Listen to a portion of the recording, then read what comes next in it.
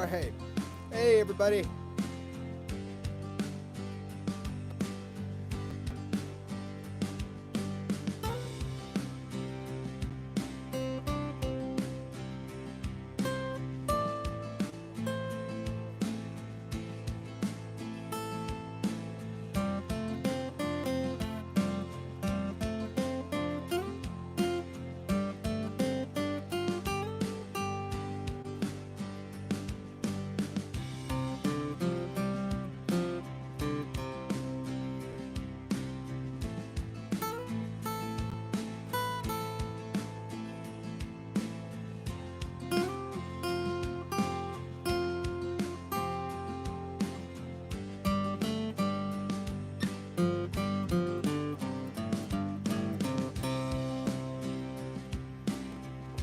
Hey, everybody.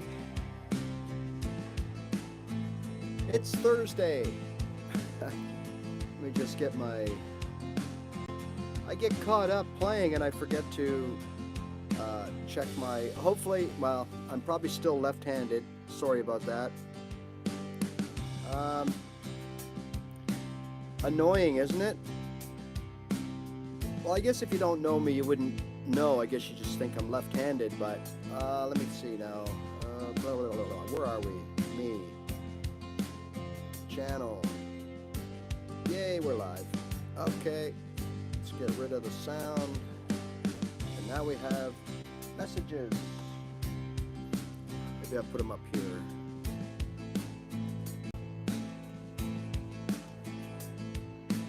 Hi, Pietro. Mr. Tate. We're going to allow a couple of minutes to allow all of the fans to filter into the stadium, right? I realize you probably got caught in the parking lot with such a lineup to get into the show today. So we're going to give you an extra minute or so to get to your seats.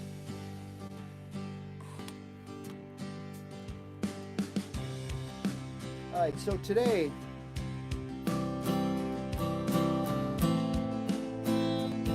just wanted to start off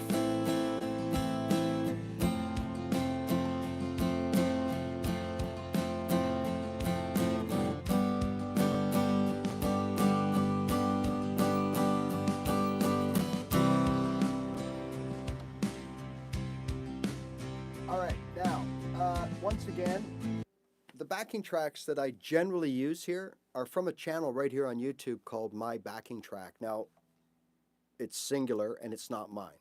It's just the name of the channel, My Backing Track. And they got some good stuff, good quality, good timing and tempos, basic wheelhouse chords and keys that we all talk about here all the time, C and G and stuff like that.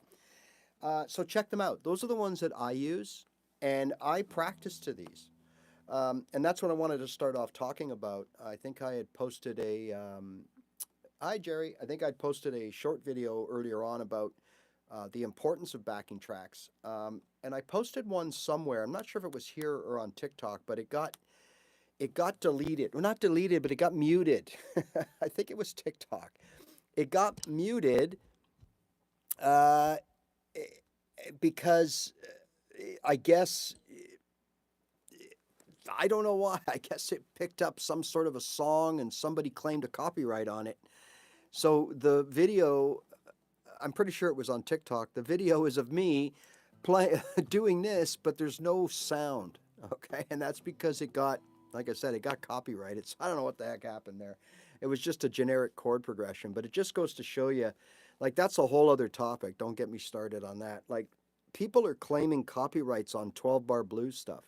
Like, I did a video recently where I used just a generic 12-bar blues, I'm going to say in the key of G, and I uploaded it, and I got a copyright claim on the chord progression. And I'm like, really? Like, it's just getting out of hand. And I don't know if this is AI or what the heck is this. Obviously, there can't be humans in control of all the billions of stuff that's uploaded every day. But there's got to be something wrong here, because these are just like, you can't copyright a chord progression. That's been proven in court most recently with Ed Sheeran. You can't copyright a chord progression. You can copyright a melody and you can copyright the lyrics, but you can't do the chord progression, and you can't do little guitar riffs and little things like that. Anybody can take those riffs and use them. So it's the same with a chord progression. It's very frustrating, to be honest with you, like half the stuff that you have to put up with doing this in a public forum like this. But I've even had a copyright strike, or not a strike, but a claim on one of my own songs. And when I saw the song that they were saying that I copyrighted, it was a basic chord progression, and even that was sort of different. I played it different. So it's just weird the way some of these things are happening. So hello, everybody. I'm glad you were able to make it. I'm assuming you got out of the parking lot and got through the turnstiles to the stadium, and you're now in your seats, so maybe we can start. So, yeah, just today I wanted to go over a few things. First and foremost is, again, backing tracks, okay? And as I stated in the earlier post on the Shorts feed, you know, a lot of people will just assume that backing tracks are for, well, playing chords or not chords, notes and scales and things like that, and practicing to be a lead guitarist. Well, it's not the case, right? So there's a couple of ways that we have to also use these, or we should be using these to, especially for some people here, because, this isn't technically a beginner show, although beginners are welcome. We did our last beginner show on Tuesday, but you're more than welcome here, and I will be talking about beginner stuff every week here as well, a little bit. So, don't worry about that.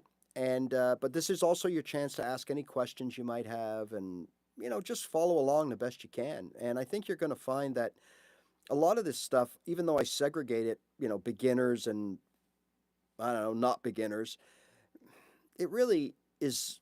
We're all in the same pool. Okay, and that's the reality. So these are some of the things that I did and do to sort of try to separate myself from that pool a little bit, because that's really what it's about, right? We're all playing the same chords, we're all playing the same notes if we're at that stage, same scales or whatever.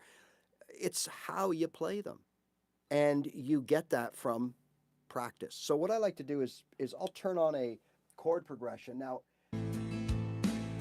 for strumming, these are just amazing. Now, think about it. We got a full band going on back there. I hear a drummer, I hear a bass, there's a guy strumming guitar. Like, we got it all back there. So why don't we just 2, 3, 4.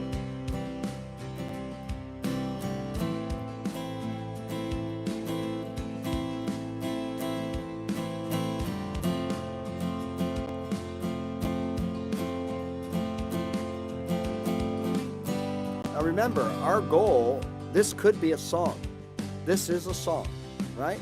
There's no difference, but the only difference between a song and a chord progression are generally lyrics and continuity, structure and continuity. So you're going to see, a verse made up of so many chords with something to say.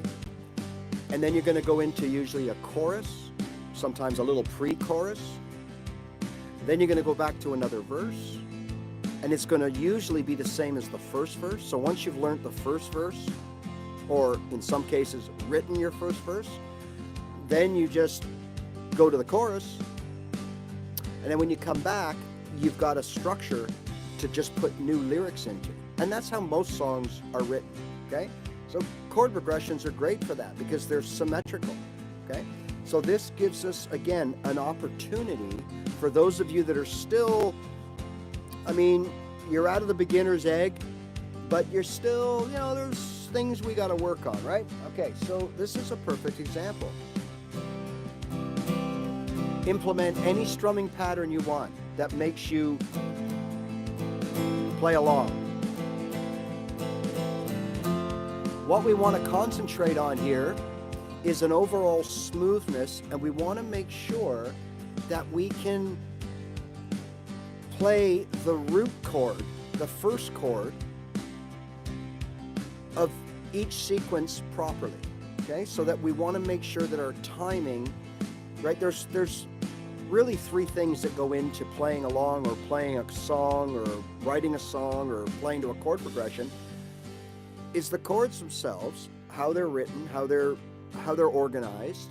Okay, so we're going to use chords from the same key as is in the case here. There's 4 chords and they're all from the key of C. And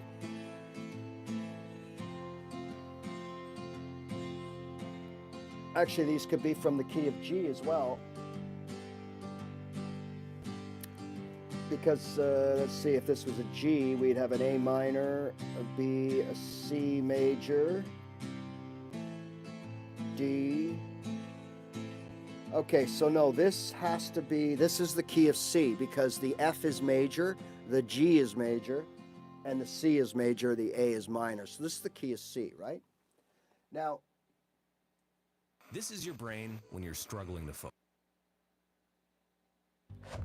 Everything at Roger starts and ends on Slack. I love huddles because right, the so communication pipeline is... There we go. All right, so we have this song or chord progression. Now, we're in the key of C, right? So right off the bat, that gives me something I need to know.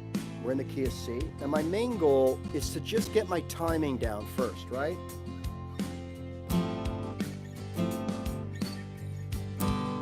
There we go.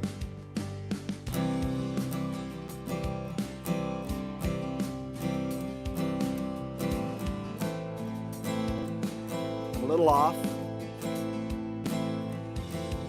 See, I'm a little off here, right? Now, part of it is I can't really hear the track, so I'm going to turn it up. Get a little volume. You got to hear things, right? And that's, again, this is where our ears come into the guitar foundation, because if we tried to do this too early, to be honest, we wouldn't be hearing that track. All we would be hearing is noise in our head. And we wouldn't be able to decipher when the C starts, when the G starts, when the A minor starts, and when the F starts. So you got to develop that. And that's what I always told you up until, for a lot of you recently, it's been left hand, right hand, and we're just concentrating on that. Now we got to use our ears to hear what's going on, right? Now I'm going to develop a strumming pattern that I can use to replace having to listen and count, right? So what I mean is this.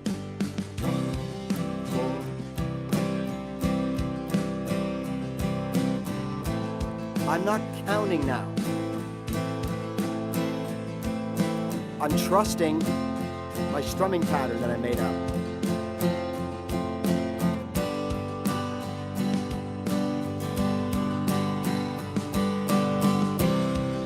Right?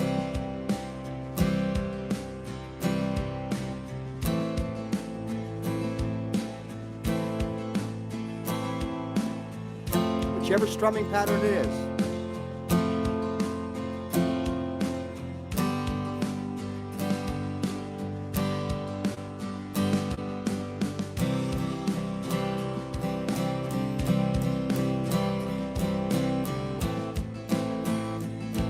I'm not really listening now.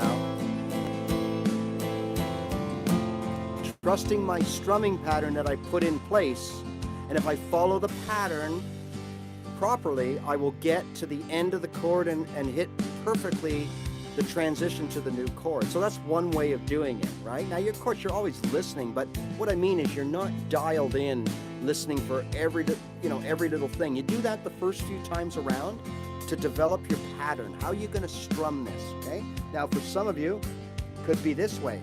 We'll do another strum.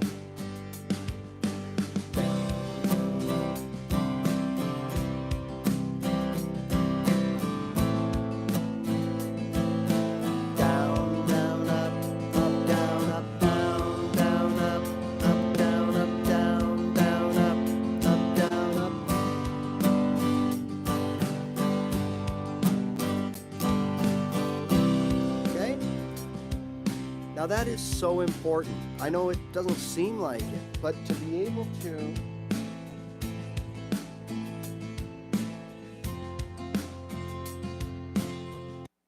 but to be able to stay in time with a chord progression.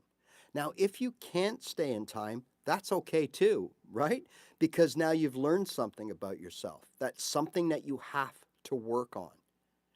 And I know for me, because I didn't pay attention, like I tell everybody, as you know, as part of your early part of your journey, as soon as you can put together two chords, right, that you need to start paying attention to that right hand and start thinking of things like chord progression or strumming patterns and rhythm and tempo. Okay, start developing an internal clock, and that will help you so much down the road. Now, I didn't do that. So now I get to the point where I'm listening to backing tracks, and I had a hard time staying in time with the track. Now, these tracks are trusted to be right on. Okay, in fact, they're probably made in even Pro Tools or something, so they are probably exactly. Whereas when you play with a human, sometimes things drift one way or another. So that's why it's always important to keep your ear. I mean, you don't have to absorb it, all right? But you got to know that it's there and you got to pay attention to it. Because if you're playing with a human and that human starts to get faster or slower, then the makings of a good band are that the other people aren't going to sit there and go, "Hey, dude, your timing is off." No, they're going to adjust to each other. So a real tight band could easily have a little bit of momentum quickening or slowing, but everybody's in on it. And not only is it not noticeable, but experts say that it's actually more appealing to us as humans, to our ears. When we hear something that isn't exactly the same all the way through, we tend to be more focused on it and we tend to enjoy it more and absorb it more. So we can't ignore what's going on. We can't just replace it and go, okay, so I'm going to play this strumming pattern, and every time I get to the end, it's going to be a change. Well, it should work, but it might not. So you got to keep one ear on what you're doing, right? Now, this process is so important. Like, you really have to start playing with people, right? Now, if you can't do that, like me, right, I have to go out somewhere to play with somebody, like most of us do, then of course backing tracks are the next best thing, right? Or the songs themselves. You can listen to the radio and strum along to the songs. You Google the chords, and that's another great way. Anything that forces you to use your ear, right, to listen to something on the outside and be able to react to it with your new guitar foundation. Without that, you shouldn't and can't go any further. You've got to get this in check. Now, when we're starting out, we do little exercises and we talk about, rhythm and strumming patterns and tempo and beats per minute and things like that. But it's easy to talk about it and it's easy to do them just enough to satisfy ourselves. Like, so, like I might be sitting there and I'm like, oh yeah, this is easy. G, here comes the C. Oh, there it is. There's the C. No problem. Hey, I don't need to do this no more. Well, you're taking a risk. You really need to get this under your belt. All right. It's a really important part of not only playing guitar, but playing songs if you want them to sound like the original songs. And so important if you want to play with other musicians or to backing tracks, right? Backing tracks for a lot of people are strictly the way I use them, are just training tools, okay? But there are a lot of musicians that do very well going to bars and pubs as a solo act, but they play to backing tracks. Now, that's a whole other topic. Some musicians, it's like, oh, how could you? You're a sellout, whatever.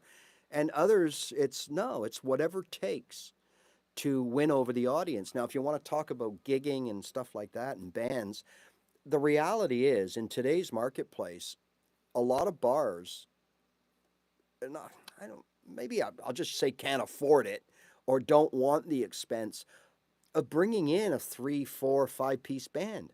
They don't have the space. It gets too loud. And quite frankly, I don't know in your area, but here to book a 4 or 5 piece band, you're probably looking, even at the most minimal, you're looking $500 to $1,000. And a lot of places cannot justify that, right? So a lot of musicians have gone the route of solo, but they're playing with full backing tracks. They're just playing the guitar part. And sometimes they're just overplaying or overdubbing the guitar part. Okay, so that the musician can stop and just sing and the music just keeps going. Well, think of the Eagles. Oh, sorry. Okay. Sorry for all you Eagles fans. And look, they're not the only people that are doing this. I'm sure, maybe not, a lot of you have come across a page because you probably have music in your tags so that you'll get fed music stuff on your feed. And I'm wondering if anybody has come across this fellow, really nice fellow from England, I believe he is. And I think it's called Wings of Pegasus is the name of the channel. Well, if you're a fan of certain bands like the Eagles, I probably wouldn't go there because what this fellow has been able to do is using technology prove well beyond a reasonable doubt. Taylor Swift is another one. That these fancy shows, and I can understand her, and I'll get to that in a minute, but bands like the Eagles, bands like Motley Crue and Kiss, these bands are using backing tracks. So it isn't just you, me, the guy at the local, bingo hall doing karaoke. These are professional bands that are taking the approach of using backing tracks. I don't want to get into it here because I care, but I don't care. I mean, it's their business, right? Because I'm not paying $1,200 to sit and watch my childhood heroes play, only to find out that, to be honest, they might have been playing and singing, but it wasn't the main source of the vocal. That would pee me off big time because I've basically been had. And if that's the case, I could go to a bar for $10 and watch a tribute band probably play better than these people at their age. So this gets to be a very, very hotly contested issue because, again, I don't want to get into this whole thing, but if you check out that channel, Wings of Pegasus, it's all there. It's all there. They take the footage from the concert. They compare it with people that have shot phone footage. And I think some of it was shot by him and his people personally. And they compare using this digital software. And it shows the pitches of all the notes, vocal and otherwise. And the reality is, anybody who does, I don't know what they're doing nowadays. They used to do like almost a show every night or 5 shows a week when they're on tour. I don't think it's that much now. But if you take 12 shows over 3 weeks in various cities, various arenas, and you analyze them, and you find out that every single note and vocal is perfect the way it was the venue before, there's your warning right there. And this fellow does an amazing job of analyzing it, breaking it down, and explaining just what's going on here. And, I can remember growing up, there was a band or there was a duo called Milli Vanilli. Now, you'd have to be a certain age to remember them, I would assume. You probably would have had to have been at least 12 or 13 in 1986, 7, somewhere around there, 5. And this duo were a fabrication of this famous German producer. And he basically put together these 2 guys based on what they look like. And the whole thing was fake. The whole thing was lip synced and overdubbed by another band. And they even, I believe, went out on tour and they lip synced the whole thing, and they eventually got caught, or one of the guys confessed or got all messed up one night and said, "Hey, we don't even sing," or something, and it spread like wildfire because I think they won a Grammy, if I'm not mistaken. So there was a huge controversy about that. And then we all, if you're around, maybe a little later, you remember Ashley Simpson was caught lip syncing on Saturday Night Live. And then there was Britney Spears when she had a bit of a meltdown and she got caught lip syncing at one of the award shows. And, and everyone was aghast. Well, now it turns out, as it really pains me to admit this, but it turns out that some of our most beloved bands have been using this technology for years. And the theory behind it is, look, I'm still playing, okay? And I'm still singing, no problem. The only issue is there's a backing track or a main track that is played that you're playing to. And that main track, if you don't hit the notes or play properly, that main track that's the one that gets put out through the PA, if you know what I mean.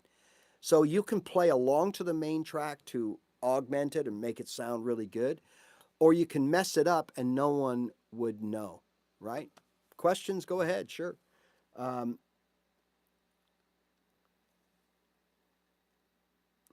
So yeah, it's entertainment, right? And that's the thing that people are now, all right, I'm paying $1,200 to sit in the VIP section. I'm eating sushi and drinking champagne. Do I want to make sure that that show sounds like I just put the CD in my car? Or do I want to know that they're actually singing, right?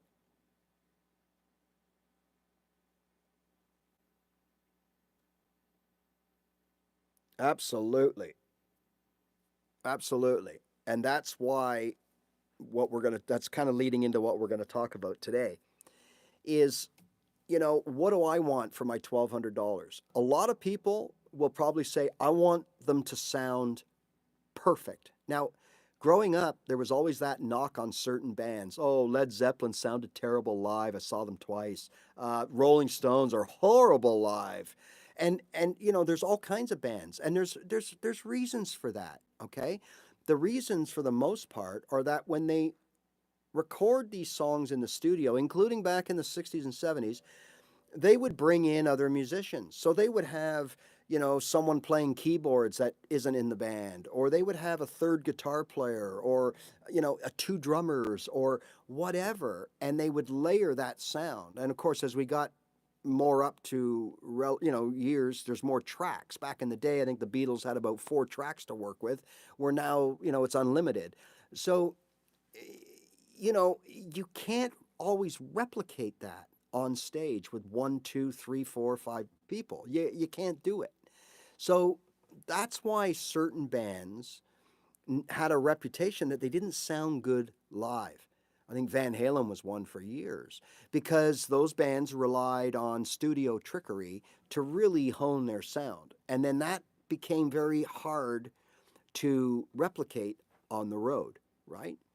So I guess somewhere along the way, backing tracks started to weasel into it as technology got better, right? And now, that's where we're at. Now, I listened to a podcast. I don't know if he's still going. He's an author. He's written a lot of famous rock and roll books. His name is Mick Wall.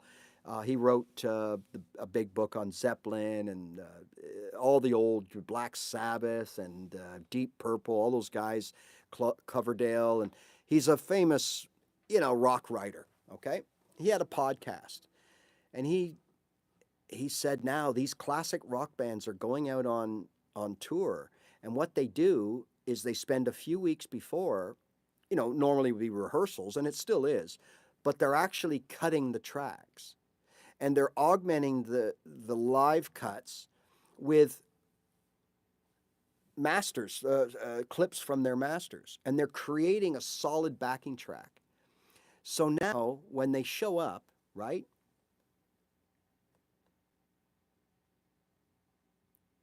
I'll get to that in a minute, Tristan. Good questions. I'll be right with you. Um, Hi, JVI. Uh, right. So what they do is they put together this master track, and the guy goes, all they got to do, they call it the Dirty Dozen, like bands like Journey, and they're out on tour with, there's like three of them, you know, Journey, is it Def Leppard, and somebody else. And it's like, let's face it, it's a catalog of greatest hits of the 80s and 90s, okay?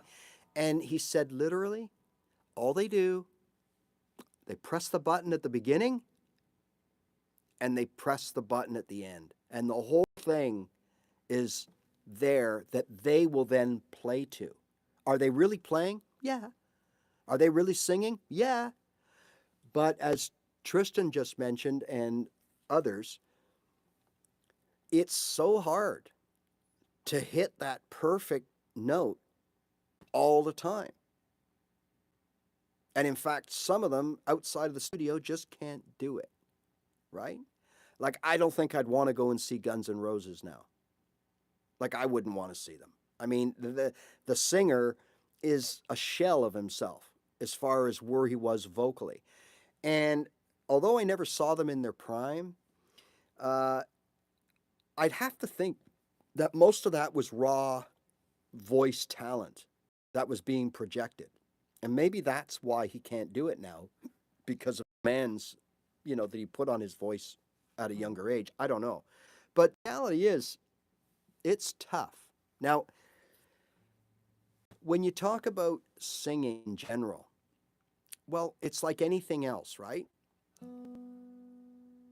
We we've got to learn how to sing. Just like you got to learn the basics of your guitar before you can play it. Like, you've got to understand how the strings work, what they are. Okay, you got to understand how to fret certain chords. You got to understand how to strum. When you're singing, it's the same thing, right? It's all about your breath. So I compare it to whistling. Okay, so to whistle, you gather your breath, you fill your diaphragm, you push that air out.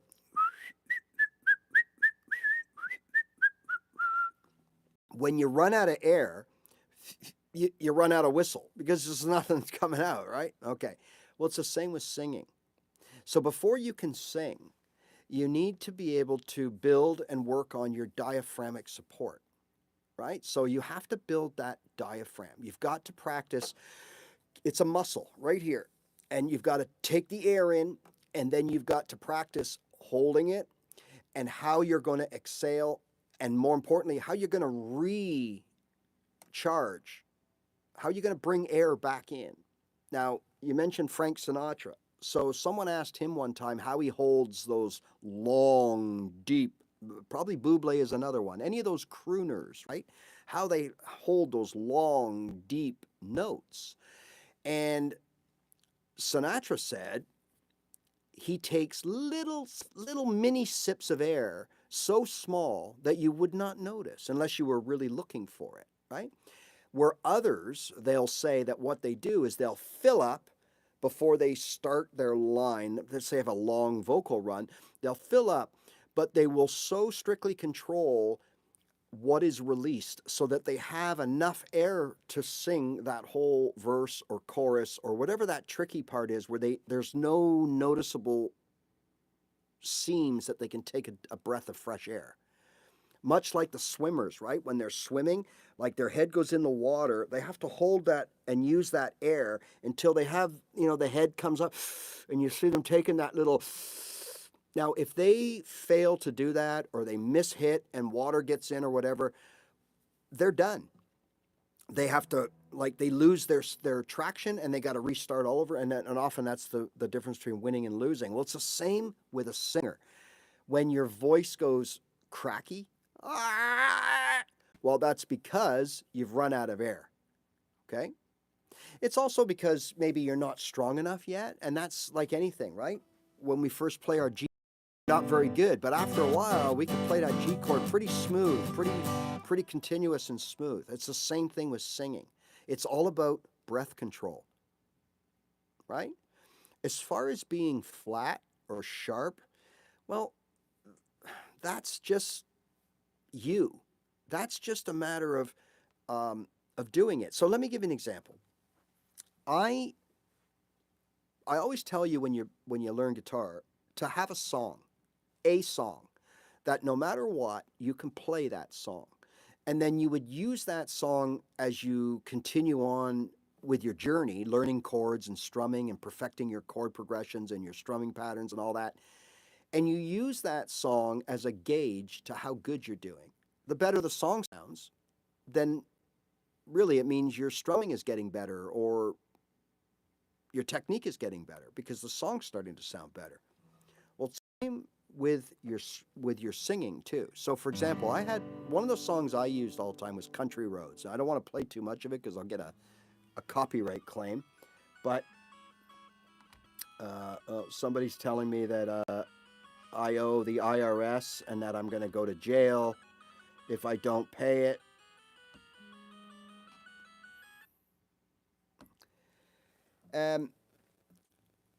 So in this song, there was a part that I could never do.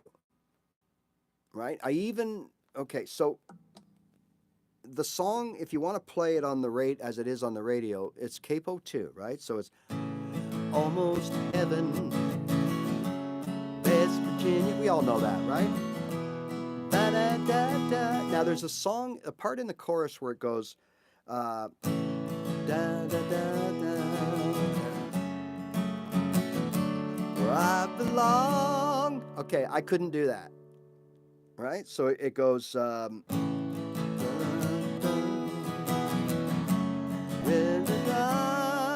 then to the G, and I couldn't, for the life of me, I couldn't sing it because it was too high, or I deemed it to be too high. So what I did was I took the capo off and played the same chords. So now, instead of being in A, because that's what we were, with a capo on 2, and we're playing G, right? We're A. So instead of now singing in A, right, I'm now down to G, okay?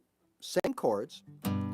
Almost Heaven, West Virginia, Blue Ridge Mountain, right? And everything was going fine. Then I get to the part where life is old there, older than the tree.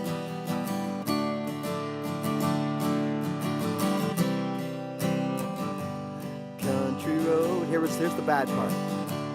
Da, da, da, to the place. Now here it is. Where I belong. I could never get up there. Where I belong. Couldn't do it. Right? I even took the capo off and I couldn't do it. Why couldn't I do it? Well, 2 reasons. One, because this would be the equivalent of me saying to you, okay, you're learning guitar and you know 3 chords, right? Perfect. All right. Now, let's start playing in C sharp minor. And you'd be like, whoa, whoa, whoa, whoa, wait a minute. I know 3 open chords. Like, what's that? I don't understand it. So in a way, that's what I'm doing here, right? Is I'm taking my voice to an area that I'm not familiar with, right? So I have no comfort zone. So what you have to do, if you on guitar want to play C sharp minor, for example, then you've got to figure it out. You got to finger it. You got to strum it, and then you got to practice going from one chord, right, to that chord, and landing it right and not interrupting your strumming. You just don't play C sharp minor and you've never played it before after your A. You just don't do that. Your chances of sounding good are going to be 1 in how many? Well, it's the same thing vocally, right? So all of a sudden I'm in an area that I can't hit it. Capo, no capo, whatever. I can't hit it. So 2 things. 1, I need to brush up on my vocals, just like I need to brush up on finding and fretting and playing that C sharp minor. And it doesn't happen the first time. It's repetitiveness, right? So I got to do that vocally too. So I now have to sit there and go to the place I belong. And and I got to just work it. But what I also have to do, just like when I learned my C sharp minor, is I have to employ proper technique. Like I've got to get my elbow in, right? So that my fingers are pointed up, and I've got to hit the right, everything has to sound, all the strings have to ring out to play a good chord, right? Well, it's the same when I vocalize. I've got to have the diaphragm support. I've got to be full of air, right? I've got to be prepared physically. I've got to, the whole body, even though I'm holding a guitar, my whole body's got to aim at hitting that high note. Even though these people make it look so effortless and easy, it's not. We all know that. They just make it look that way. Anybody is a craftsman of anything. You watch a carpenter work, a golfer play, a painter paint. They make it look so easy. So really, it's a combination of good technique, getting the air into your diaphragm, right? And exhaling it properly and making the right sound. But it's also about repetition. And now, so what I did was, for a period of time, and not long, like 3-4 days. And I don't mean, 8 hours a day. I mean, I would visit it every day for 3-4 days, and I would put an honest effort into it. To the place I belong, West Virginia, right? And I'm not happy with it. So I'd start it all over again and over again and over again, over again, over again. Well, just like when you do that with your chords, your C and your D and your G, and then you put your guitar down and you come back the next day or maybe even the day after, and you pick up your guitar, and all you've been doing for the 3 days prior is practicing your G, C, and D. You pick up your guitar, and you all of a sudden,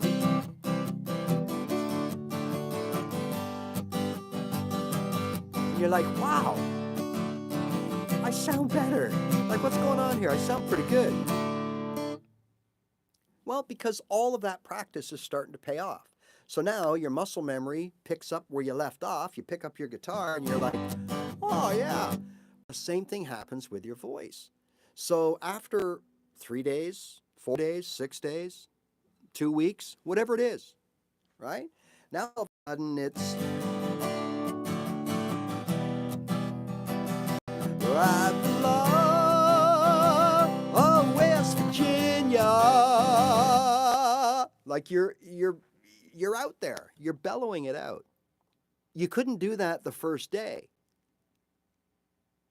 But again, with proper technique and repetition, you're expanding on your vocal abilities. All of a sudden, maybe your lungs are getting in more air.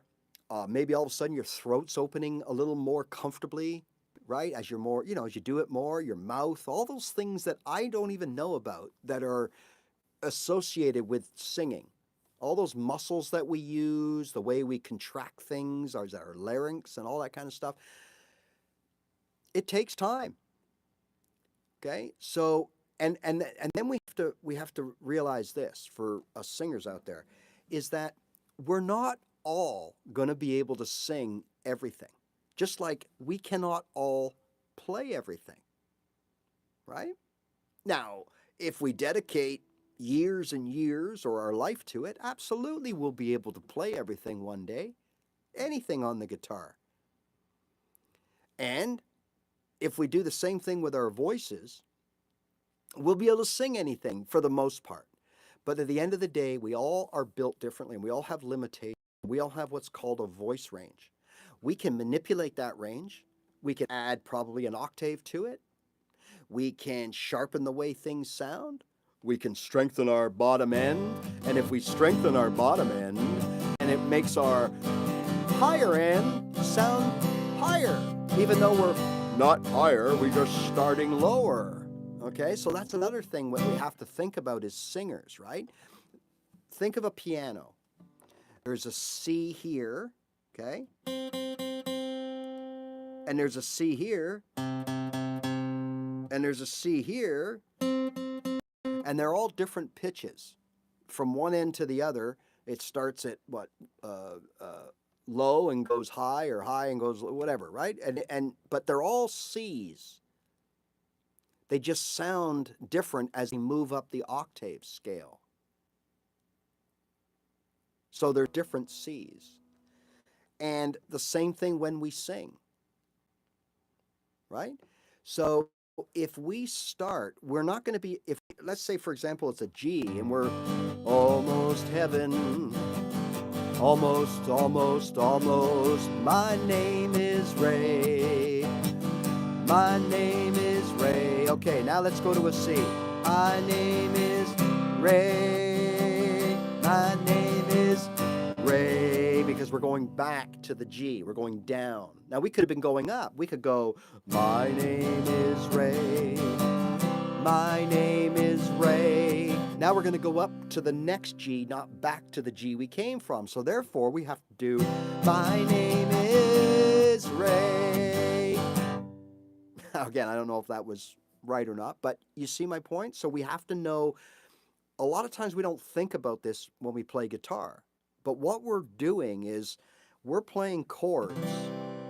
So we're going C, D, and G.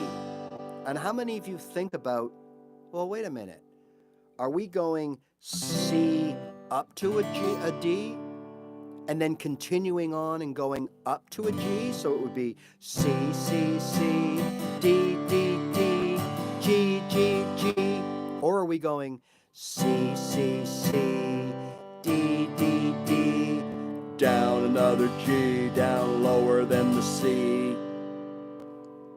Still a C, D, and G, but we can make it sound way different by changing the octaves. And we can do that with our voice too. So the general rule is, if you're playing a G, you can sing a G up here, yeah, ha. Or I'm singing a G down here like those country boys.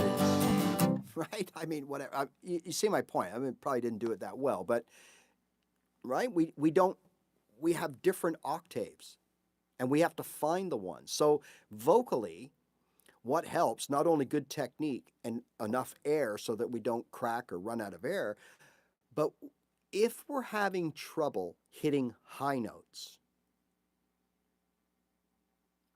then one of the tricks that is used is they start lower in the run. Now you do that two ways. You can keep the same chord progression, but sing that progression lower, in a lower octave. So you're still singing G to the C to the D, but you're singing it lower instead of G to the C to the D. Right? So therefore, if we start lower, then when we get to our D, it's too high before, we should be okay. And we don't have to change the chords. We don't have to put a capo on or take a capo off or bring it down a key. So I know many of you here, being music fans, you've watched videos, you've seen all these things come up on your feed. Well, how many times have you seen things where you see the band talking and they're debating about what song they're playing or doing or whatever, and then all of a sudden the singer will go, hey, you know what, can we drop this to D or E, or can we drop it to G, because I'm not feeling it today, like I can't get up there and stuff. That's done all the time, where they will adjust, and especially like people like classic rock bands, like very few of them play the song in the same key as they did when they recorded it, because the singer is now 20, 30 years older and can't sing that high. Okay? But if it's all done relatively, meaning if it's all transposed properly, you as a listener would probably not even know the difference, because the relationship of the chords and the relationship of the singer all together makes it sound exactly the same.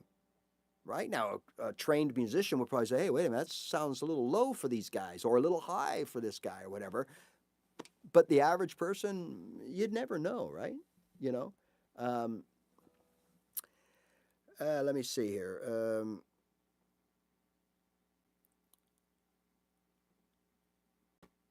Yeah, so we're going to get to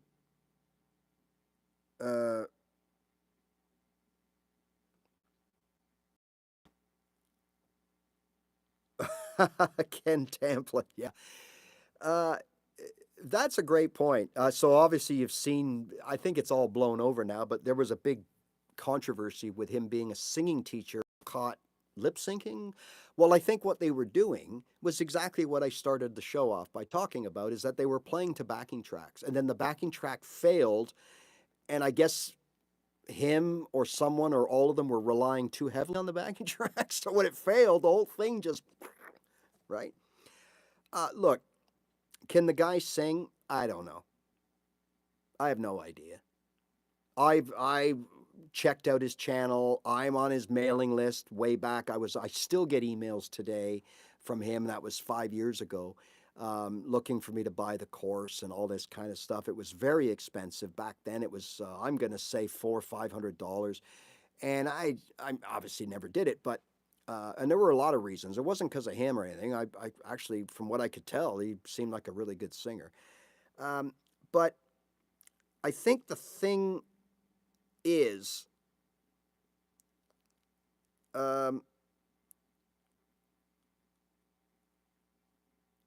yeah. So Tristan, if you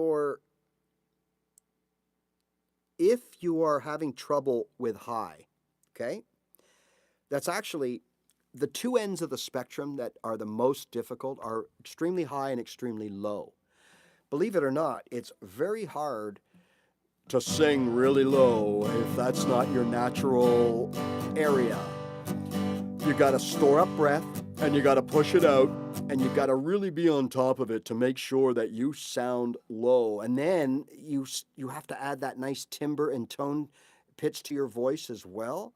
So anybody can just belt out things low, but can you make them sound rich and smooth as well? That takes, again, breath control, working with all these little things in here that make the sound come out, right?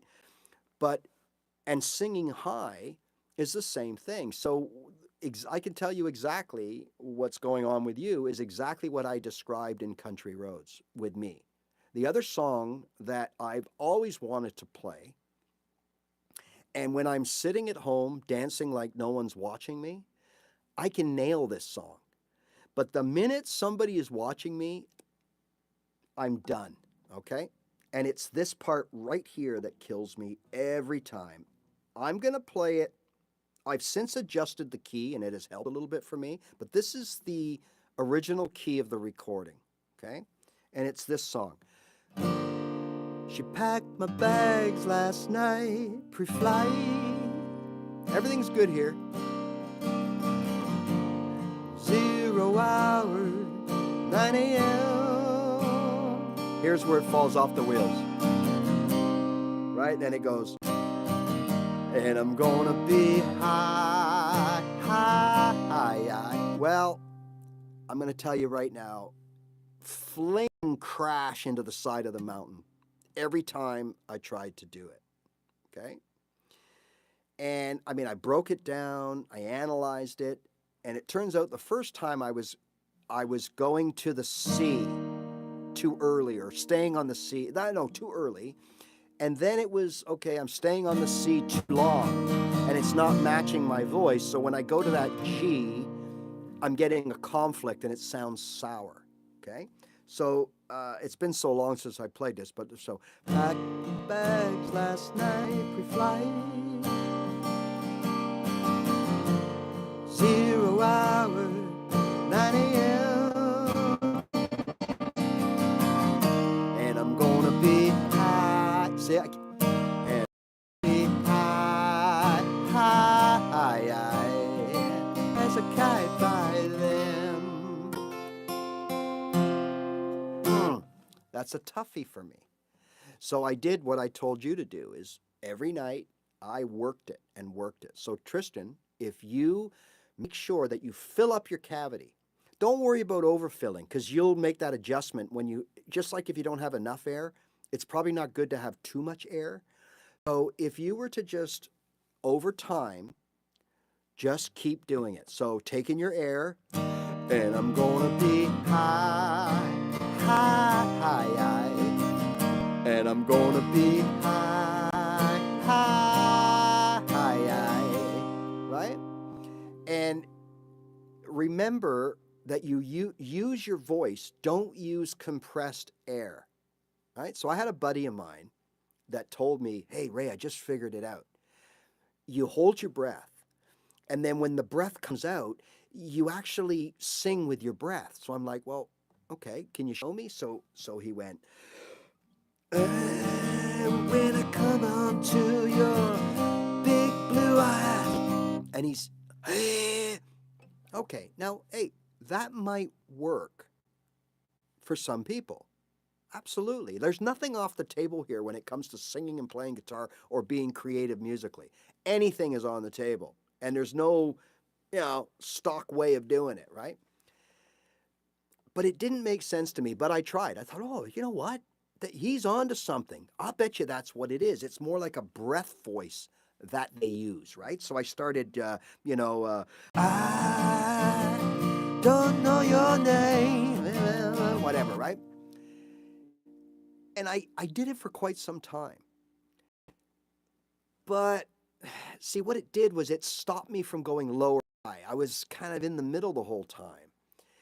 And I just didn't think I sounded very good.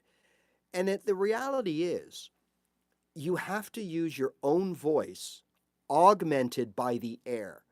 Don't use just the air, and don't use just your voice. That would be called falsetto, when you just use your voice, right? So, and again, that's another thing that we have to build. You can't just start, hey, so when you're in a car or you're at someone's house and they start singing, don't stop believing, right? And they sound terrible. Well, that's their head voice. That's just coming from here, right? With no training and no technique. Of course you're going to sound terrible. You can build your falsetto, your throat voice. Absolutely. Your throat will get stronger, your vocal cords will adapt, and all that kind of stuff. You can't do it today or tomorrow, but you can work on it. But the ideal for singing, the ideal blend is the perfect amount of air into your lungs to create you've got to be able to belt out when you sing. Okay, remember, we use the microphone to do that. Well, when you're training, like I always train, if I'm getting ready to do a gig, I always play a cappella. I always just play guitar and sing. I don't have any mics anywhere. I just play, and I try to put enough into it to force out that to my ear, it sounds okay. Then I use the microphone to enhance on that. I never use, what do you call them, like effects. I might put a touch of reverb just to kind of give it a little airiness in behind it, but not to the point where it sounds, well, you know what I'm talking about here. Okay, let me show you. All right. If I ever see or hear this, I run.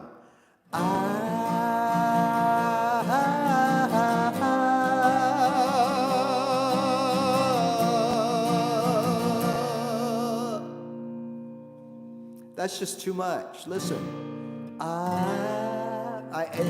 It's too fake. I sound stupid, in my opinion. Like I'm hearing it and I'm going like, it's too much. It's not me. It's not real. Okay?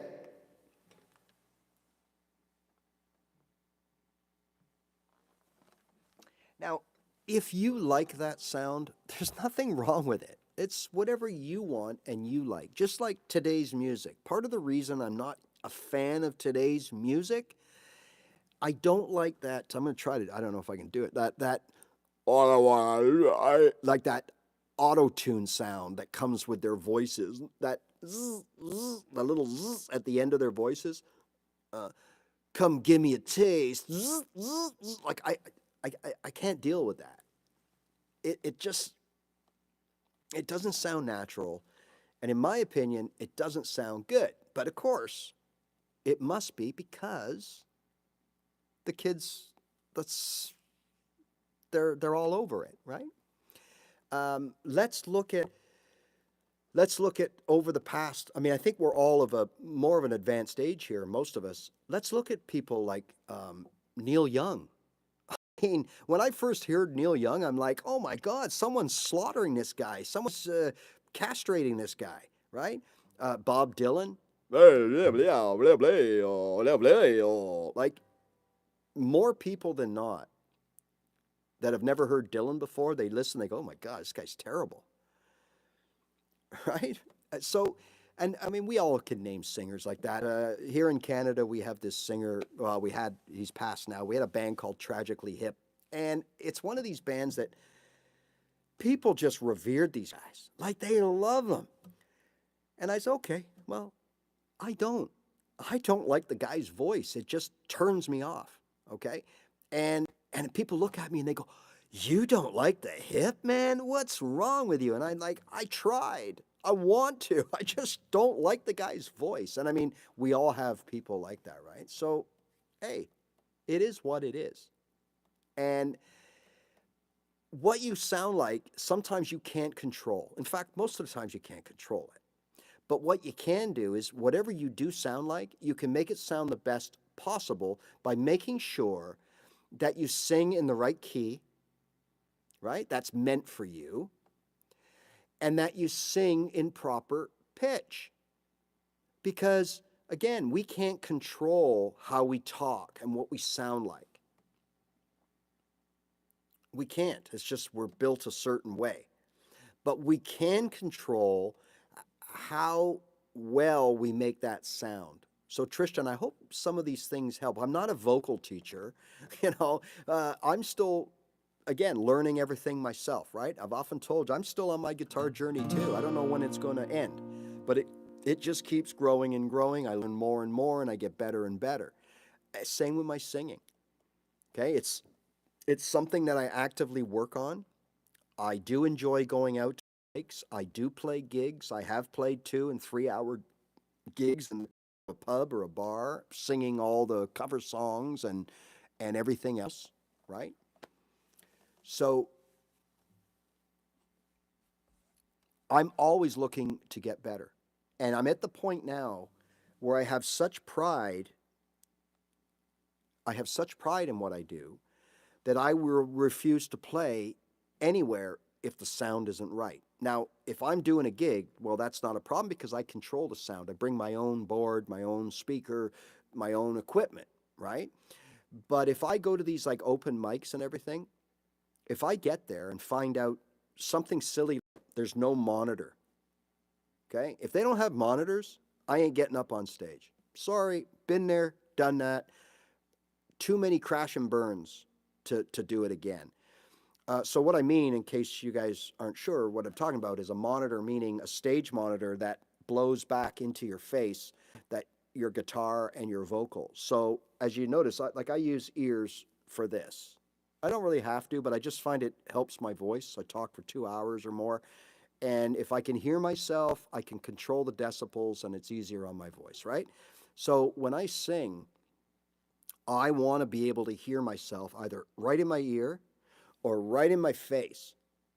That's what those, again, in case I'm not talking down to anybody, but that's what those wedges are. In the old days, they had wedge monitors all along the stage. So the singer actually got his right in his face, loud and clear, the way he likes to hear himself or she likes to hear himself. And then whatever that is, that gets put out over the PA. Okay? And having a monitor in your face, or now they use all in-ears, right? They're all running around with wireless in-ears. So they don't have those monitors down there, but everything is coming here. I can hear the bass player, the guitar player, the drummer, everything. And more importantly, I can hear myself in relation to the mix of the band, right?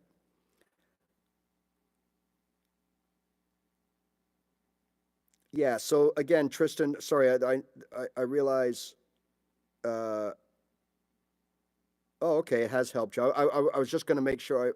I'm sorry, I didn't see your lower comments. When you sing high, is definitely a lack of air thing. So what you got to want to do, and this is the whole thing, when you start learning a song, okay, you got to learn the chords to play it. You got to know the melody to play and sing it, and you got to know the lyrics, right? So then we think, okay, that's what I need to know. Well, that's not true at all. Okay. Let me just check getting a low battery thing in my That's weird. So that's not the case at all. Um, oh, we didn't plug in. Okay, let me just.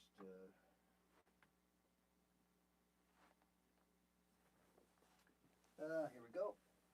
Get some juice in here so we don't run out of power.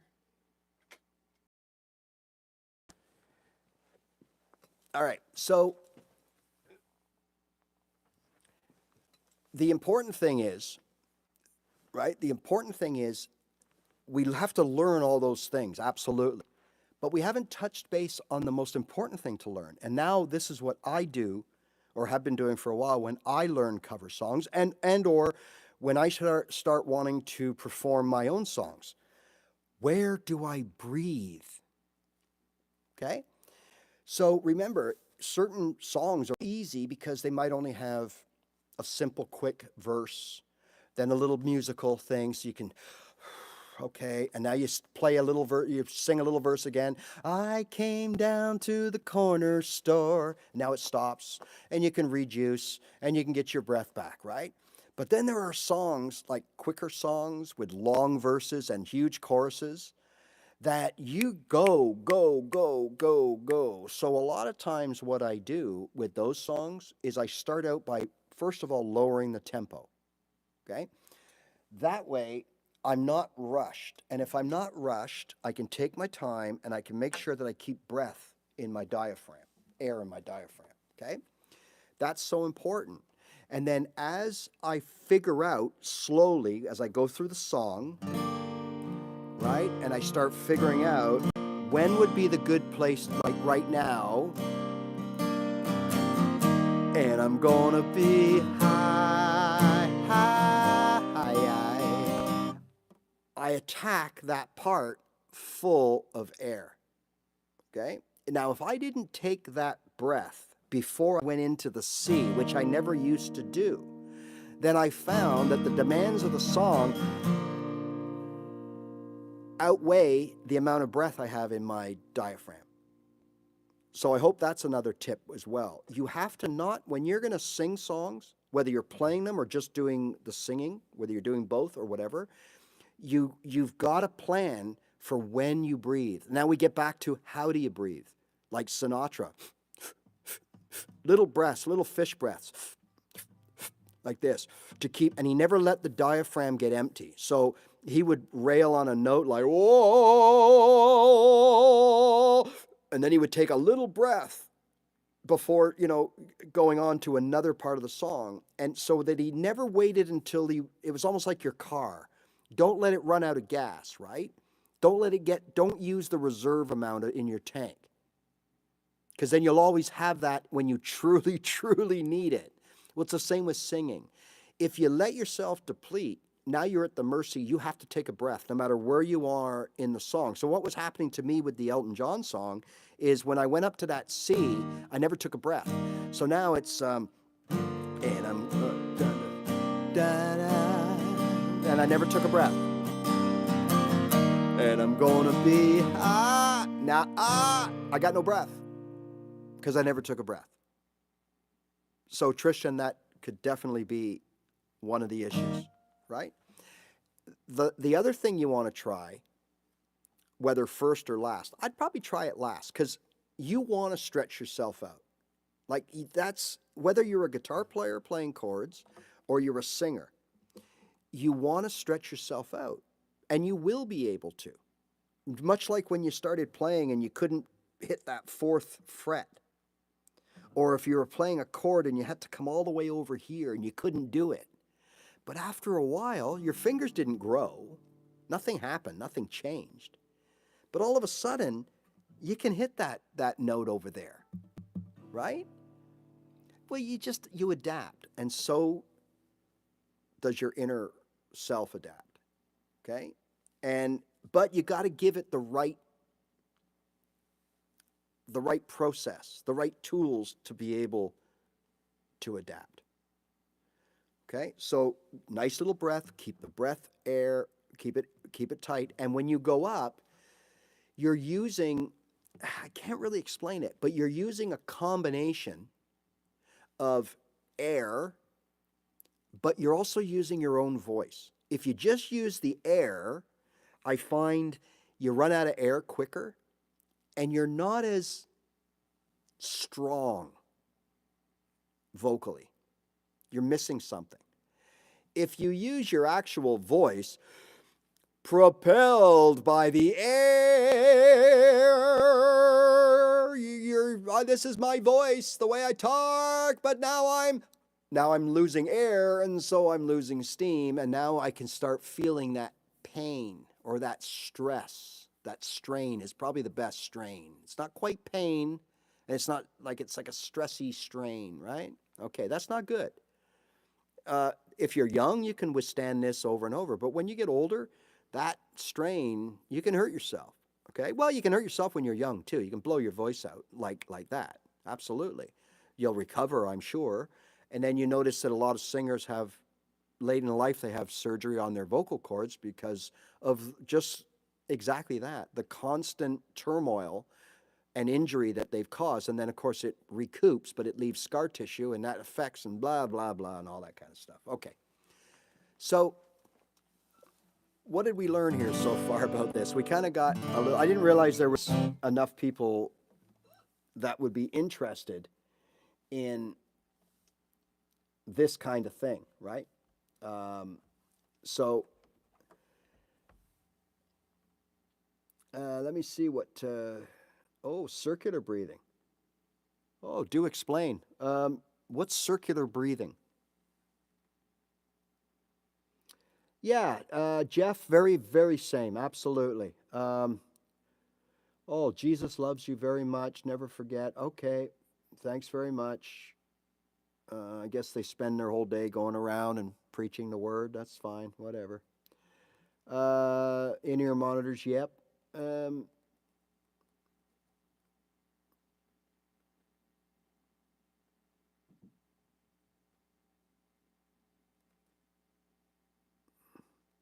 Yeah, absolutely. Jerry, recording yourself, much like a guitar, right? How do you know you're getting better? Because, like guitar, singing or vocalizing, we think, we hear ourselves much better than what's going out. Okay? And I don't mean this in any way to ridicule or make fun of anybody. It's just the reality. Our inner voice, we are stellar. And we probably are. But somewhere, how would you say it? Okay, so between what we hear in our head, through the process of belting it out, because what we're doing is we're amplifying. No mic, right? So we have our little voice in our head when we're going over a song. Mama, take this badge from me. We're just humming it, really.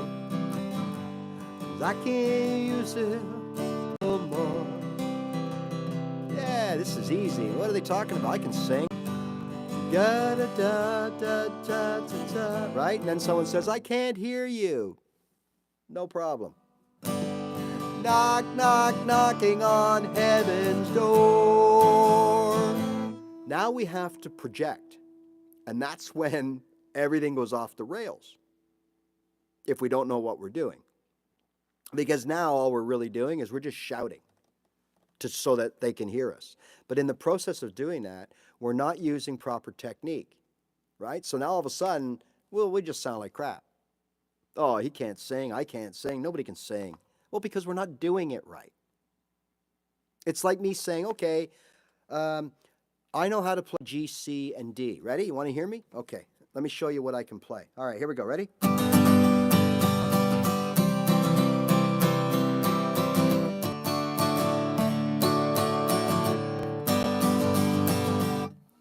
Did I just play G, C, and D? I did. Okay? So there's a difference between that, right, and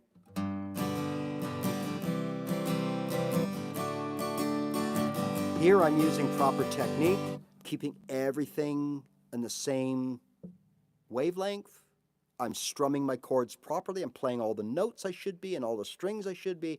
I'm transitioning smoothly, and the result is a nice, even-killed, smooth chord progression. Well, it's the same with singing. That's what you want to do, right? So, first of all, we need to make sure that we're in the right key for our voice. Right? That's the first thing. What key is this in? Can I sing it? That's where your capo comes in. Right? So, a lot of people say about, capos, I just learn the chords, just do that. Well, it's more than that. Because look, I'm just trying to think quickly the best way to demonstrate this. So if I play a G with a capo on 4, right? This is what you get. So I'm playing a G, but I got the capo on 4. So I'm sure most of you know what I'm playing. I'm playing a B, right?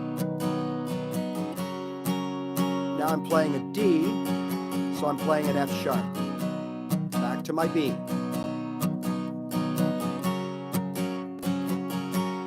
F sharp, B. And we get this nice thing that we can maybe, I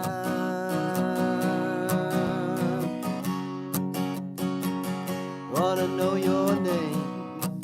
And we can kind of groove to it, okay? All right. Remember, we're playing a B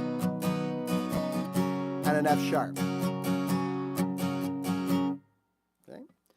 So someone says, all right, just play the chords, never mind the capo. All right, let's do that. Okay, so what am I playing now? Well, let's use this one here. So I'm playing a B.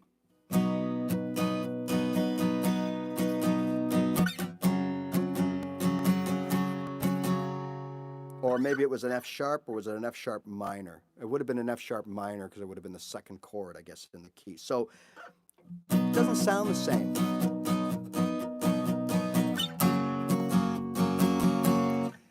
The relationship is there, but it doesn't have the same pitch. It doesn't have the same voicing that I was getting from this B here. So this is one example. Bear with me, right? I like the way that I can play those open, especially on the D. I can't really do that here. So we got a B.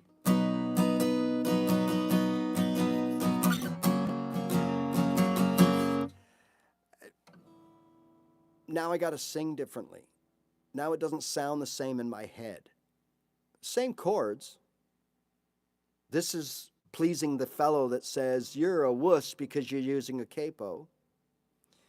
And this is to please me. Well, which one am I going to choose? No offense to anybody out there, but I'm going to please me all the time, because if I like the way I sound, then I'm going to be confident. And then there's a good chance if I'm confident and I like the way I sound and I'm half decent, then you're going to be okay with the way I sound. Who cares that I got a capo on? And that's one example. The most blatant example would be when you get into things like, okay, I want to play this song here, okay? So I got a capo on 4.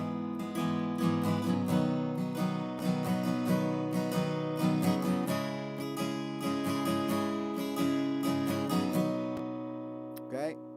All right. Let's play that song without the capo. It would be this.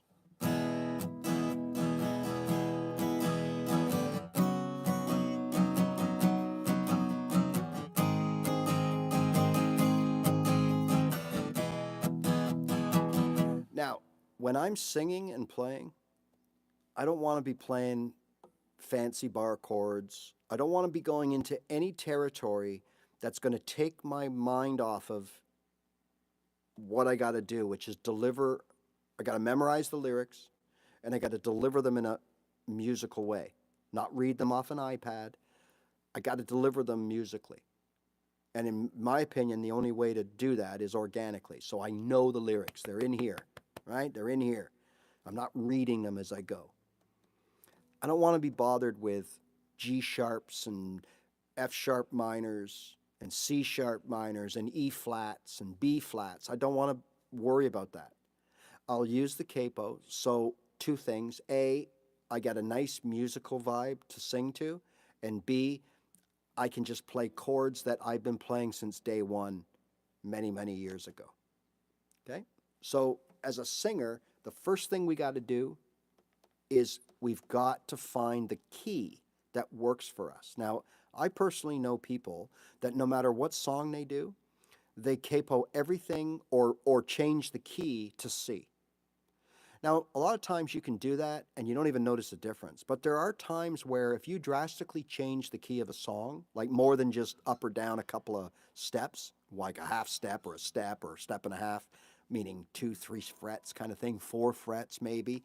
After that, you really risk losing the whole, well, the essence of the song. It just sounds like a whole different song, which is a lot of times you don't want that. Even though it makes it easy for me to sing and play, it doesn't sound like the song I want to sing and play. So, you know, there's a very fine thing. So as a singer, remember, the first thing is only sing in the keys or key that you're good at. And at the beginning, it might only be the one key. You might only be able to sing in the key of B or the key of C. So what does that mean? Well, that just means that if I see a chord progression that starts in D and it's the key of D, let's say, so it has D,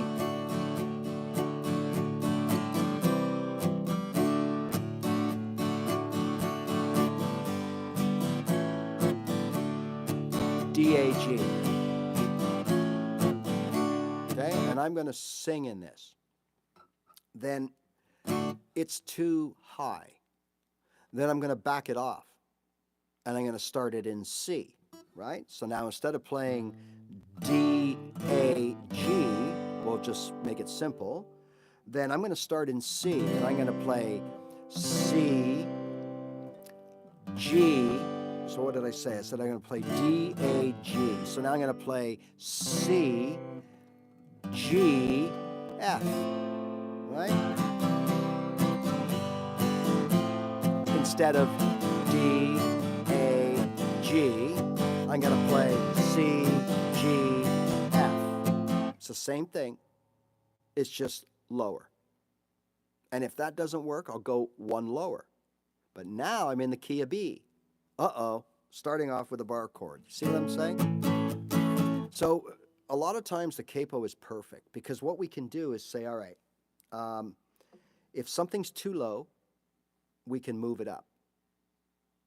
No problem by using a capo.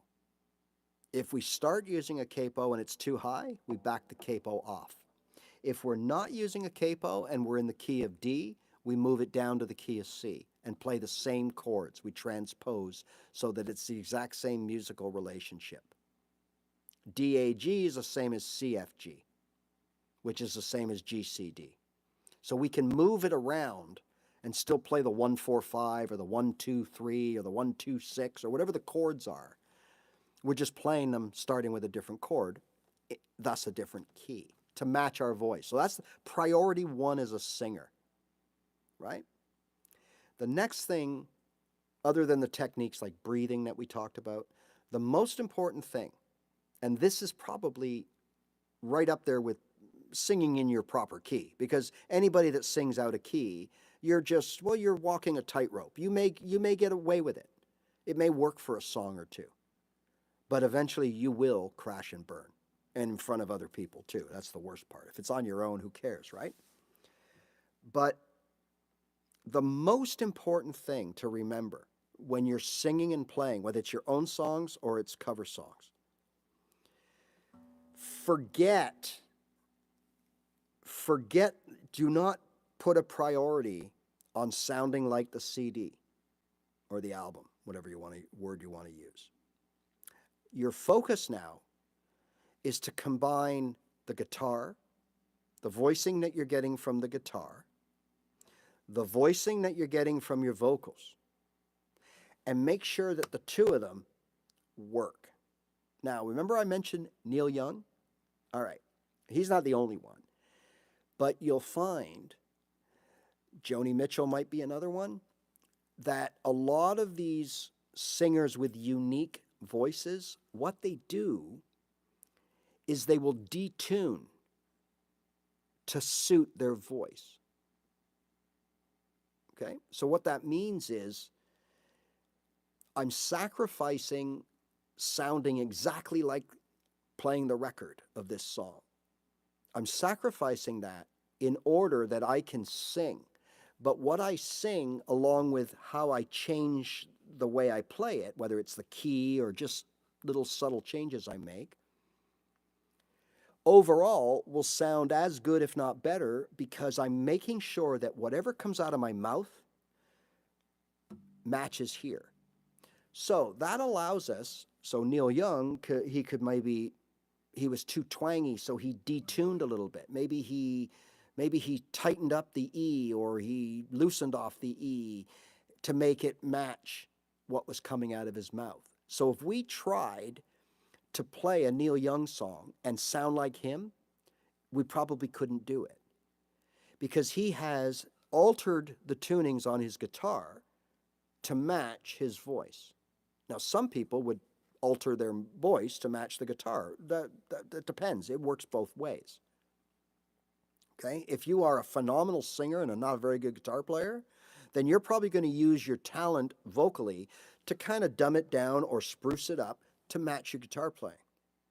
If you are a really good guitar player, but you can't sing very well, then you're going to probably take advantage of various ways that you know how to play chords in different parts of the guitar, using triads, bar chords, or move your open chords up.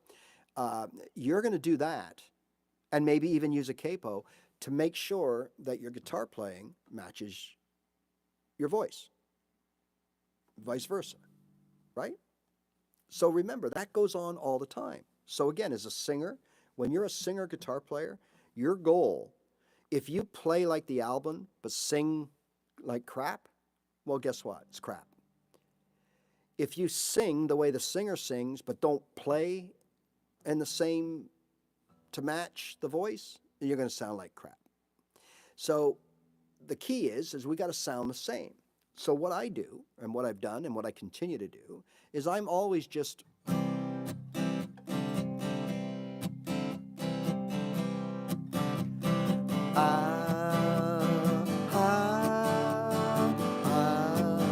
just always trying to match my voice. Hey, hey, hey, hey, hey, hey.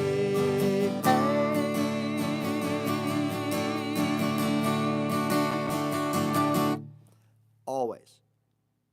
Okay? So if it means putting a pinky down on my D to get that little extra high to match what's coming out of my mouth, then that's what I do.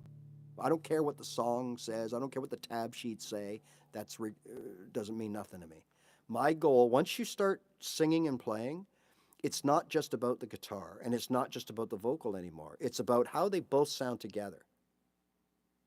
Whether you use a capo, open chords, bar chords, whatever you decide, whatever your strategy is. Whether you play in the right key, you play in the wrong key, it doesn't matter. As long as the two work together. Okay? 25 years in my life is new, trying to get up that great big hill of hope. Now this isn't the right key for that song. But if I play this out, I will probably more often than not, depending on how I'm feeling, I will start it in G. Now the proper way is in A. 25 years and my life is still trying to get up that great big hill of hope. As it goes A, or whatever that means, right? No. Or no, it's a D. Sorry, yeah. So 25 years and my life is still trying to get up that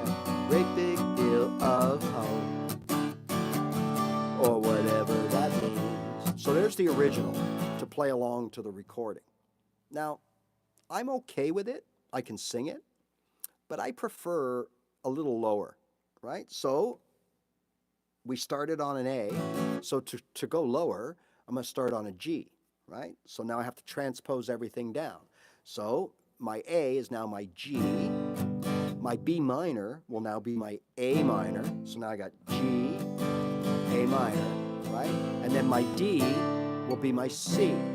So now I can be a little lower and go, 25 years and my life is still trying to get up that great big hill of hope. Or whatever that means, yeah.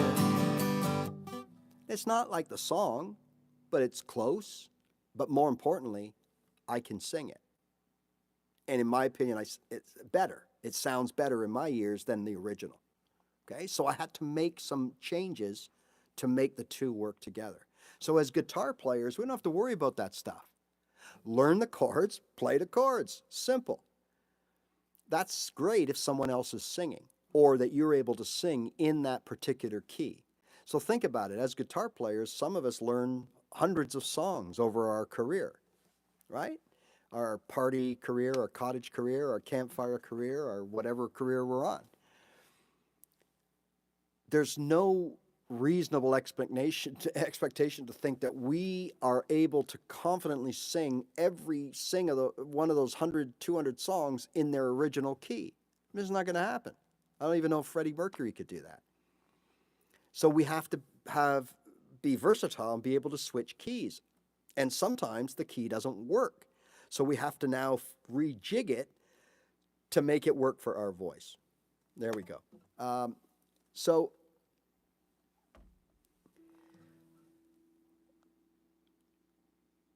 anyways,